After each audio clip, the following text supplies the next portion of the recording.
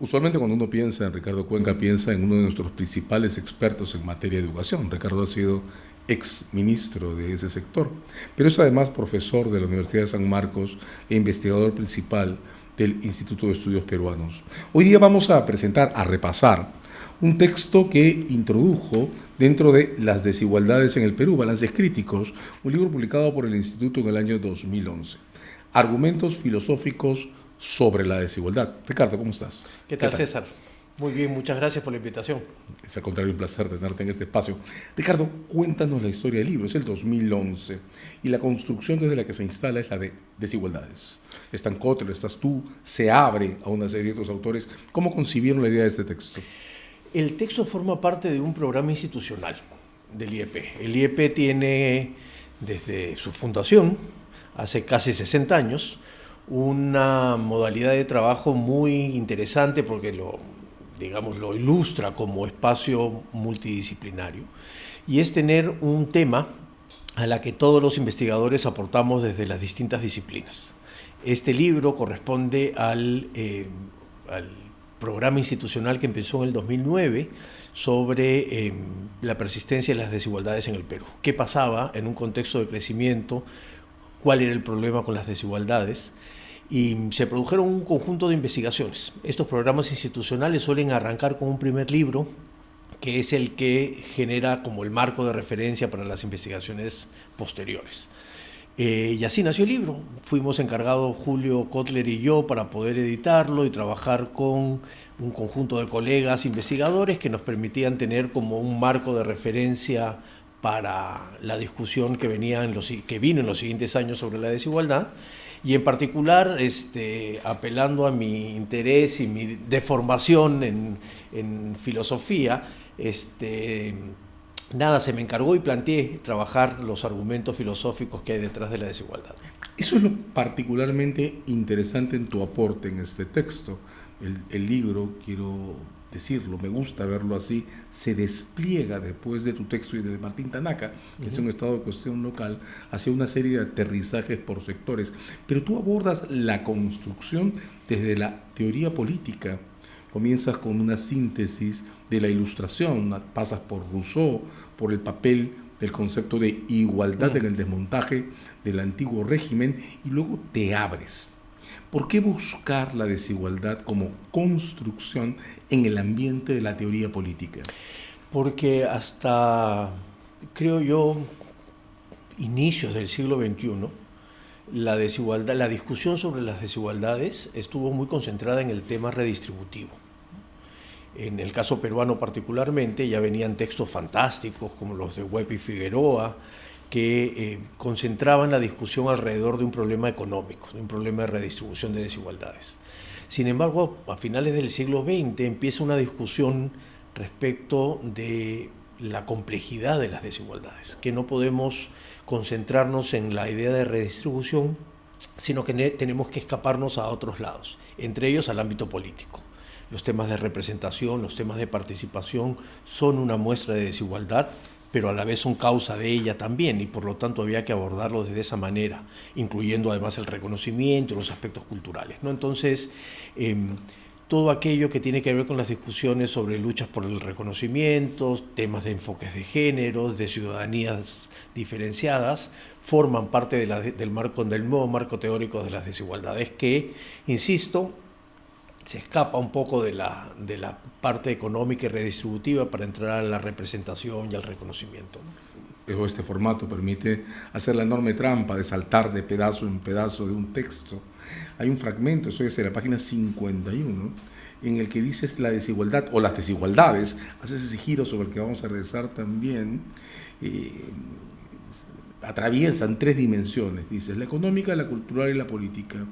Y desde esa base dices que el reconocimiento a la desigualdad, ahora cito entre comillas, supone organizar la idea de justicia sobre una tríada compuesta por la redistribución, el reconocimiento y la representación. Podríamos pasarnos horas discutiendo esta frase, horas. Pero quiero reparar en los conceptos principales. Primero estás en una desigualdad que ya no es lineal o unilateral, o que ya no es un subproducto de la pobreza. En este enfoque, ¿cómo encuentras la ubicación de la pobreza como referente de descripción del entorno y la desigualdad? ¿Son construcciones alternas? ¿Estás proponiendo mirar también la desigualdad y no solo tasas de pobreza? Te lo respondo, César, en una situación muy particular del Perú. El Perú fue y mostró ser uno de los países que redujo la pobreza de manera más eficiente y en menor tiempo, pero sin embargo no las desigualdades. Y yo creo que la discusión que hay que dar es que no podemos solamente imaginarnos que aquellos indicadores que nos hacen indicadores absolutos que nos hacen ver que hay una disminución, cosa que es importante sin duda, es la solución a los problemas estructurales del país que tienen que ver con las desigualdades, ¿no? Por lo tanto, hay que dar la discusión por separado porque fuimos un país más rico, pero no más justo. Porque, entre otras cosas, uno de los planteamientos en este ensayo es que la respuesta a las desigualdades no es la igualdad. Porque inmediatamente te dicen quieres igualar para abajo, la igualdad no existe. La propuesta es que la respuesta a las desigualdades sea la justicia social. Y por lo tanto resulta que la pobreza puede tener una idea de ser menos pobres, por supuesto en su reducción, de tener mejores ingresos, pero no ser más justos. La idea es pensar cómo es que montamos políticas públicas para ser más justos, porque, regreso a tu primer comentario, empezaba con Rousseau, porque estoy absolutamente seguro que las desigualdades no son una consecuencia natural de las cosas, sino son la consecuencia de decisiones que toma el Estado. Claro, en el texto repasas de qué modo la idea de igualdad en la Ilustración permitió romper o deshacernos de las trabas casi míticas de la idea de la condición de nacimiento o los estamentos, inclusive abrir el espacio por una discusión racional sobre los fundamentos de esa igualdad. Y encuentras esos fundamentos empatados en el núcleo de la teoría política. Partes de Rawls, no te quedas en Rawls, pero encuentras en el espacio de la justicia como imparcialidad, por ejemplo, una manera de abordar en términos de ética práctica, ética pública, la cuestión de la desigualdad. ¿Es así? Estás encontrando entonces una construcción que no solo debería permitirnos dar mejor cuenta del entorno, sino que además encuentras empatada en el núcleo de la teoría política. Sin duda alguna, porque podemos correr el riesgo de imaginarnos la teoría política desde una perspectiva mucho más institucionalista o funcional. Y por supuesto que nos va a dar un conjunto de respuestas. De hecho, conversábamos hace un momento que parte de las discusiones sobre la precariedad política y democrática en el país pueden ser explicadas por un problema de representación, pueden ser explicadas por un problema institucional o de procedimientos inclusive. Sin embargo, si logramos escapar de ahí y colocar cuestiones más estructurales en el fondo de la teoría y el análisis político, probablemente el camino que vamos a encontrar va a ser otro, seguramente un poco más duro y más difícil de atender, pero no por eso no atendible, digamos. Un concepto situado es como llamas a la construcción a la que quieres llegar, y estoy entendiendo que eso se refiere a un concepto con capacidad descriptiva, abarcativa y además anclado en coordenadas específicas. Supongo que no es lo mismo leer entornos en América Latina que en el norte de Europa. ¿Cómo esta construcción llega a atravesar 3 dimensiones? La económica, lo has dicho, en el origen se entiende como un problema casi vinculado a la pobreza, pero también la cultural y la política. ¿Qué es la desigualdad en cultura? ¿Qué es la desigualdad en política? En algo que a mí me gusta asociar, que tiene que ver con el ejercicio de ciudadanía plena. Una gran demostración de desigualdades en el mundo, y sin duda en el país, tiene que ver con las capacidades que tenemos los ciudadanos para poder, por ejemplo, colocar temas en la agenda pública, pero además colocarlos desde nuestra propia perspectiva cultural. Entonces, cuando nos imaginamos reclamos de la ciudadanía por salud intercultural, educación intercultural, justicia intercultural. Lo que estamos en el fondo reclamando es la idea de poder poner en valor justo un conjunto de características que me hacen distinto al otro y no por eso menos, ¿no?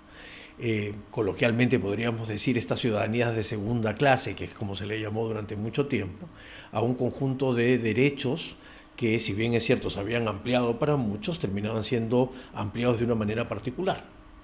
Particularmente, insisto, los derechos sociales. Entonces, sí, pues todos podemos votar, todos tenemos el derecho a votar y el deber de votar en el caso peruano, pero el ejercicio práctico del voto difiere totalmente a la idea del ejercicio práctico de ciudadanía en el voto. Y allí hay una gran diferencia. Si yo creo que por mis características sociales, culturales, tengo un valor diferenciado de mi ejercicio ciudadano, es que estoy atendiendo desigualdades culturales y políticas. De modo que una desigualdad transversal nos lleva en tu texto a una idea de justicia. Hay un empate, una íntima relación entre justicia e igualdad aquí, a una idea de la justicia que también es transversal. Dices una triada de propuestas por la redistribución, el reconocimiento y la representación. Son tres planos articulados. ¿Cuánto influencia el reconocimiento, que en el texto está empatado con el inicio de los debates sobre identidad, en tu concepción de la igualdad y de la diferencia? ¿Cómo jugar con un concepto que es al mismo tiempo históricamente igualador? Es casi una redundancia. Y al mismo tiempo lo planteas orientado hacia el reconocimiento de las diferencias. ¿Cómo se articulan esas construcciones? Esa es una discusión, a mi punto de vista, fundamental, ¿no? Y además deliciosa de hacerla. Porque, a ver, la igualdad ha tenido como digamos, gran respaldo la idea de generar igualdad de derechos y deberes frente a una serie de exigencias de, por ejemplo, la construcción de una nación, ¿no? Sin embargo, la igualdad también ha traído una parte negativa, por decirlo de alguna manera, que es la necesidad de estandarización de un conjunto de cosas, de homogenización de un conjunto de cosas. Y en nombre de esa igualdad, esa homogenización terminó invisibilizando esas diferencias. Cuando las luchas por estas diferencias empiezan a surgir desde el enfoque de género, de los enfoques interculturales, te pones a pensar si efectivamente la igualdad es esa igualdad que estás buscando, debería o no terminar invisibilizando estas diferencias.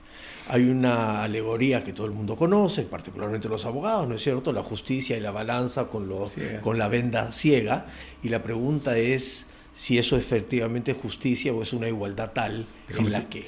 Déjame hacer la broma, pero todavía estamos preguntando a los abogados quién le puso la venda. ¿Quién le puso la venda a la justicia? Por favor, sigue. Bueno, pero es que no, al contrario, justamente esa es la discusión, ¿no? Es decir, por ahí tienes que levantar un poquito la venda capaz para darte cuenta de quién es el que está adelante, ¿no? Entonces, en el fondo tiene que ver con una discusión sobre qué tan homogéneo o qué tan heterogéneo tiene que ser el respeto por este ejercicio ciudadano, por este ejercicio político, por esta conquista de derechos, por esta responsabilidad, por estos deberes, ¿no? Claro, los antropólogos del Estado dicen que es más fácil todo mucho más homogéneo, para que sí tenga una mejor legibilidad, ¿no es cierto?, del asunto. Sin embargo, no sé, pues Judith Butler empezó a decirle, oye, la igualdad no es justa, ¿no? Por supuesto se necesita un piso de igualdad porque es lo mínimo para poder convivir, pero a partir de eso se necesita ser justo. Y la pregunta que nos hacemos es, si no atendemos estas dimensiones que acompañan a la redistribución, como el reconocimiento o la representación, ¿estamos siendo justos o no? ¿No? Creo que esa es la pregunta. Es como cargar de contenido un concepto que en la Ilustración se dibujó como formal e igualador, ¿verdad? Y que se necesitaba probablemente, ¿no es cierto? Claro, cuando el objetivo era romper con un molde más bien estamental. Exacto, y entonces necesitas romper con esta fragmentación tan dura tan estamental, y por lo tanto la primera conquista es que por una igualdad. Y ahí regresamos a la utilidad de tener construcciones situadas, ¿verdad? Exactamente. No solo geográficas, sino temporalmente. Incluso la definición hiperracionalista de la igualdad de la Ilustración no tiene por qué operar en la sociedad latinoamericana postcolonial marcada por todo lo que ella arrastra. Hay un giro, Ricardo, en el que quiero reparar. A mí, te confieso, me partió a mitad de lectura. Voy a citar un fragmento, una frase que está en la página 37 del texto. Allí dices, donde el descubrimiento de una evidencia de desigualdad no despierta indignación, la desigualdad entonces no es reconocida como tal y se llega incluso a negar su existencia. Todo el texto está atravesado por una colocación de la construcción de igualdad fuera del ámbito de lo que podríamos llamar lo legal en sentido fuerte, y su reinstalación en una eticidad entendida como eticidad pública, como teoría sobre lo justo, que es donde la partes, pero aquí bajas a una cuestión totalmente circunstanciada y anclada en la vida práctica, la indignación. ¿Cómo entra el discurso sobre la indignación en esta reconstrucción del concepto de igualdad y de desigualdad? Hay otro fragmento en el que pones la indignación en el eje del reconocimiento, el respeto por el otro, el desprecio por el otro y la reacción al desprecio por el otro. ¿Qué relaciones hay entre indignidad práctica y desigualdad? Parte de la narrativa construida alrededor de las democracias liberales ha tenido que ver con esta situación que luego se acrecienta con la idea del neoliberalismo en el estricto sentido de la palabra, no en el peyorativo sentido de la palabra, que tiene que ver con que las desigualdades son parte de esta conducta natural y por lo tanto a veces son hasta necesarias, ¿no? Los más radicales dirían son necesarias porque estimulan la competencia, los menos radicales dirán, mira, es inevitable que éstas existan, ¿no? ¿Y por qué lo digo? Porque eso ha permeado los imaginarios de todos, inclusive desde los que creemos que las desigualdades se tienen que combatir, ¿no es cierto? Es un poco el pelearte, no ser machista en una sociedad que te ha formado como machista, ¿no? Y entonces, cuando uno mira lo que sucede alrededor y te das cuenta que se va naturalizando esta desigualdad, la desigualdad sobrevive y continúa. Y se sedimenta. Y se sedimenta. Y se vuelve parte de una conducta natural. Pero cuando le dices un momentito, a ver, mira, detente, ¿tú crees que es justo que esta situación exista? Y si hay la capacidad de reflexionar, te va a indignar y por lo tanto la desigualdad va a aparecer. Porque de lo contrario, si no la hacemos ver, la desigualdad va a continuar permeando las relaciones sociales y luego mostrando un conjunto de problemas, ¿no? Las protestas sociales en el Perú han, hace rato, desde mi punto de vista, dejado de ser un reclamo por el golpe de Castillo, por la actuación de Boluarte. Por supuesto que tiene algo de eso, pero sobre todo tienen un sustrato de indignación y un sustrato de evidencia de desigualdades. Y pasó en Chile, de alguna manera, pasó en Colombia de alguna manera, llega un punto en que la desigualdad se hace consciente y te indigna. Va a ser muy difícil que alguien que no entienda realmente que está siendo desigual no sienta una indignación, ¿no? Y muy poco aceptable que la indignación no concurra. Voy a cerrar esta conversación citando una pregunta que está en la página 11 de tu texto y que te confieso ha pasado a ocupar el título de la reseña que voy a publicar sobre tu artículo. ¿Cuánta desigualdad tolera la democracia? ¿Cuánta, Ricardo? Yo creo que muy poco, sobre todo si entendemos que la democracia como la democracia de los ciudadanos, no la democracia formal de las elecciones, la democracia electoral, la del día a día, la cotidiana, la del respeto por el otro, la de la construcción de un país desde del comportamiento y relación de las personas. Esa democracia tolera muy poca desigualdad. La de ir a votar cada 5 años por aquello que tengamos en ese momento de oferta electoral, seguramente puede tolerarla un poco más, ¿no? Argumentos filosóficos sobre la desigualdad. Es el trabajo con el que Ricardo Cuenca abre Las desigualdades en el Perú, un libro sobre el que sin duda hay que regresar. Muchas gracias, Ricardo. Muchas gracias a ti.